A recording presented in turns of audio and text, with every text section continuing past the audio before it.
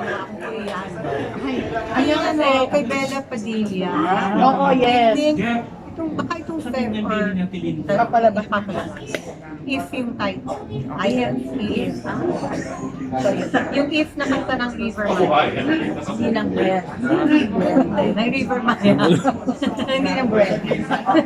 So, bago tayo mapunta dyan. Tapos, nag-one week shoot ako sa Korea mismo. Sige, bago po tayo mapunta sa punto doon, yan muna tayo nasimulan niya. How was it naman po? Shooting there. Kasi sabi nila, malaking difference talaga eh. Kasi nga, hindi, ano din siya, Pero Pinoy po, ayaw nga pala. diba? Tapos, meron din siyang in-house prod niya. And then, meron din siyang taga-Korea. Based sa Korea. Sa Korean Embassy. Yung Korean Embassy ng Philippine Embassy ang tumulong sa kanila. Sa mga talents, dun sa... Kasi sa Korea pala, yung mga actors nila, okay, ang government ang parang nakikialam. Yung nagbibigay ng kontrata sa mga producers, gusto kumuha government mismo. Kaya nag-shoot kami sa isang parang 3-floor siya. Kinonvert nila yon para talaga ang government ang gumawa para sa mga nag-produce sa mga pelikula at saka yung Netflix. Puro yung ospital, pag pumasok ka, meron operating room, meron siyang mga parang ward, meron So, isang building yan isang na building parang doon yan na lang? doon lang lahat. Doon lang kayo. Tapos meron silang parang standby area din for the actors. And then yung ambulansya, naka-standby lang din. Pwede na gamitin. Ang galing. Pero kumusta yung Nakakaingit. Yun na. Yung sabihin ko nga. So, nakita mo ang difference, Miss LP. Nakakaingit na inaalagaan ng gobyerno nila yung mga industriya.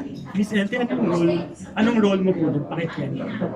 Mother ako ni Bella, and then parang overseas worker ako, OFW ako, na nagtuturo ako dun sa isang Korean na involved yung Korean actor na yun, kay Bella. Kasi pinapupunta ko si Bella nung bata pa. So parang naging childhood sweetheart sila. First time yan ni Bella. First time. Siya yung nag-direct, sa kanyang script. Siya yung lead nag-act. Ba't di ka nagano nung araw?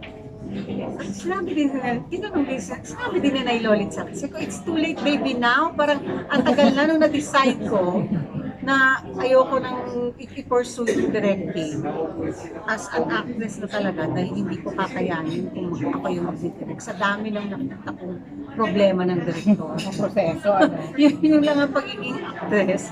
Parang hindi ba ang dami mo na rin isipin. Tapos ikaw pa yung lahat na mag-iisip para dun sa mangyayari na eksena. Sabi ko, hindi ko kaya. Hindi ko kakayanin. Ginagawa ko nun, busong ako. Tapos nagka-heart attack si Direk Joey. Tapos si Kaisang pumalit for a few days para matapos lang yung busong ako. So doon ko nakita, Ayaw mo na. ayoko na.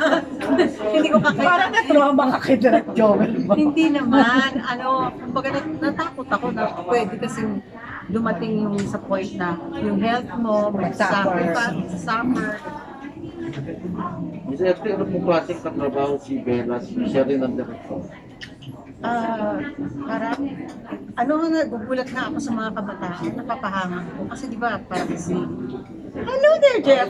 Parang si Coco. Di ba lahat, parang one man, All around talaga. o siya nga yung main version ko. Ay, parang parang gano'n. Kasi, so nakakabigla. Mahusay siya. Kasi alam niya siya yung sumulat eh. So alam niya kung paano i-direct lahat yung...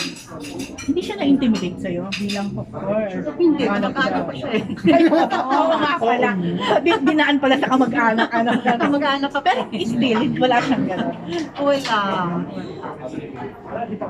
Natuwa nga kasi, di ba, meron kaming mga parang photo, yung look namin.